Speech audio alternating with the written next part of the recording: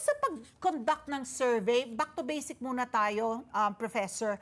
Yung tinatawag na random sampling, do you really get, yung makukuha mo ba, sasalaminin ba yung sitwasyon talaga? Dahil, do you make it a point na talagang parang equitable o proportionate yung pagtatanong na, ito, kumuha tayo ng ilang porsyento sa Metro Manila, bahagi ng Luzon, no? Rest of Luzon, tapos Visayas, Mindanao. Paano yung pagkakuha ng paggawa ng random sampling pag sa conduct ng mga survey? Yung sa survey, of course, marami nga nagsasabi, paano nagiging statistically significant yan? Minsan 1,200 or malaki na nga yung 3,000 respondents. And that's the beauty of a survey na kahit konti lang respondents, relatively konti, kunyari yan, 1,000, I mean, compared to the population of 60 million voters. Kasi usually naman registered voters yung mga sinasurvey or, or 18 and above, voting age. And ang natin is based on statistics, kung properly sampled siya, then reliable siya. Mataas yung accuracy niya or mababa yung margin of error na tinatawag. Paano sinasabing statistically sampled? So hindi siya sampled na maayos kung kunyari may tinatawag tayong convenience sampling. Kunyari ako magsasurvey ako ng 1,000 people pero lahat ng mga kasalubong ko sa kalye, yun yung tatanungin ko, sino ba yung boboto nyo? Parang kalye survey lang yun. So hindi siya statistically sampled kasi pinili ko lang yung kaya tinatawag siyang convenience sampling, pinili ko yung mga taong malapit sa akin, madali ko mapuntahan. Pero sa proper framework ng survey na randomly sampled, dapat kumbaga parang loto yan eh. Everyone should have parang kunyari bumili tayo lahat ng lottery ticket tapos pipili lang doon ng 1,000 randomly. So lahat dapat may equal chance to win. An interview slot. Okay. So ang ginagawa dyan na methodology is pinupuntahan yung mga bahay randomly. At doon nagsa-survey face-to-face. Okay. So Prof, yung ganito, sabi mo randomly nga, no? Do you take into consideration the area, the demographics, kunyari, dapat ba male, female, ano yung mga age? Do you also take that into account? Or like you always, like the word that you use, random. So when you go into a household, bahala na kung sino madadatnan nyo dyan. Tapos, ang only qualification, kunyari, is dapat pwedeng bumoto. So 18 years old and above. For this coming elections on May 12, the surveys that have been coming out kasi, yun na nga, no, kumbaga, if an ordinary citizen will not be able to make heads or tails of it. So nakikita natin rin yung trending. So gusto ko rin namang malaman, if you're trying to say that it's scientific and methodological, ano po ang basehan po ng isang tinatanungan po ng mga survey questions? Well, yung sa sinabi niyo kanina, ina-ensure statistically na yung distribution ay ayos. So, kunyari, marami nang na-interview na lalaki, kunyari, for some reason, dahil randomly na-select mga lalaki. Yeah. Doon sa household, mas i-prefer na ma-interview yung babae naman para mag-balance siya, parang ganun.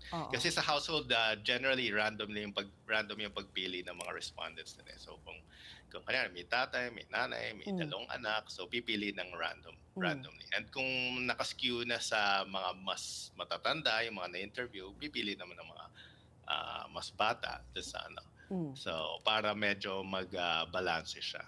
So yun na naman. And then, of course, tinatanong kung registered voter. Yeah. And then, ayun, pag na-ensure yung mga conditions na yun, at willing naman magpa-interview, at minsan hindi naman agad-agad nagpapa-interview.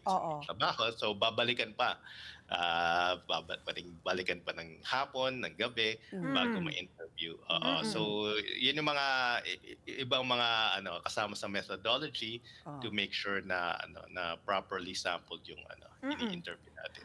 At Kasi yung survey method, Professor, di syempre, yung kinaan mo, house to house, puntahan sa bahay, interview, in person, face to face, pwedeng papel, no? May papel, pwedeng online. How do you conduct an interview? O mix ba yung methodology para Ay- magkaroon ka rin ng mas random yung sampling mo? Merong mga nag-interview na online.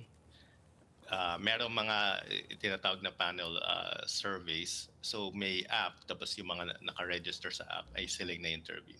Pero yung sa, at least yung kinoconduct ng of the research is and I think yung mga, I'm sure, or certain ako na yung major survey companies na ibang alam natin, hindi ko na babanggitin yung mga pangalan, sila ay, rin sila, face-to-face din sila.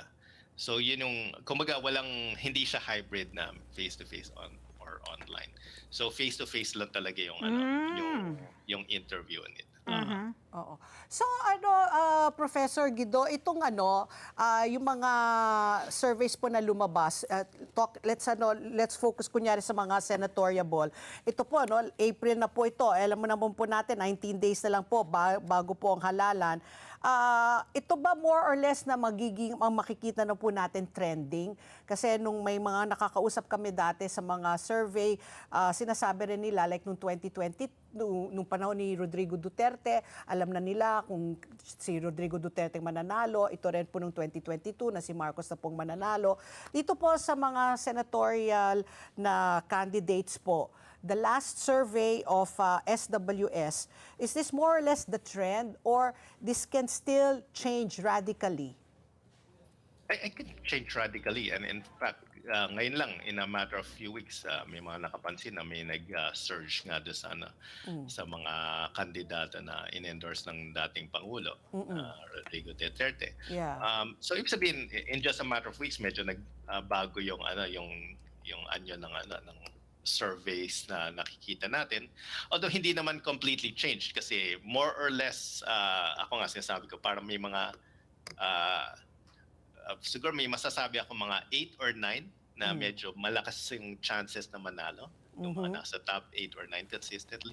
And then yung last 3 to 4 seats, medyo up for grabs yan. So kumbaga, yung numbers, sabi natin, number 10 to 20, that is ilan ba yun?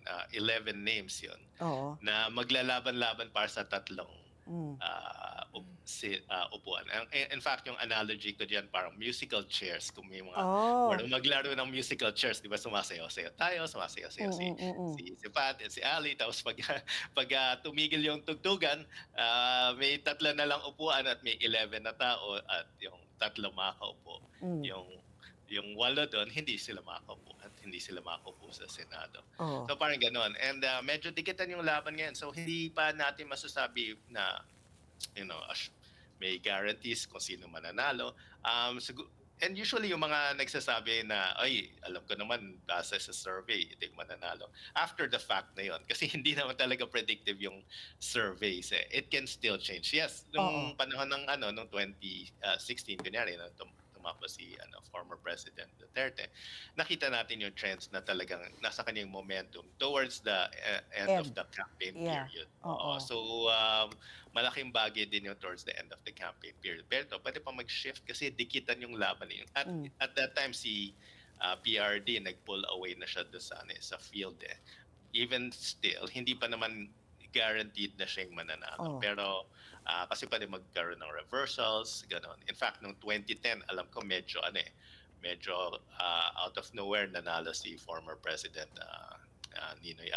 Noynoy Aquino. Tinalo niya for the longest time para si former Senator Manny Villar.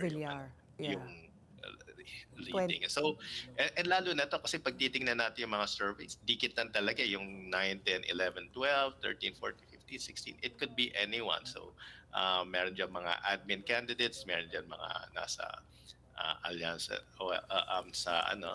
in-endorse ng dating Pangulo, Duterte, and meron din mga independents, meron andyan din yung mga former senators like si Kiko Pangilinan, si Mama Aquino na pwede rin makapasok pa sa Magic 12. Magic 12. Magic 12. Yes. Professor, Let's get together. Sunday 25. Sunday 25.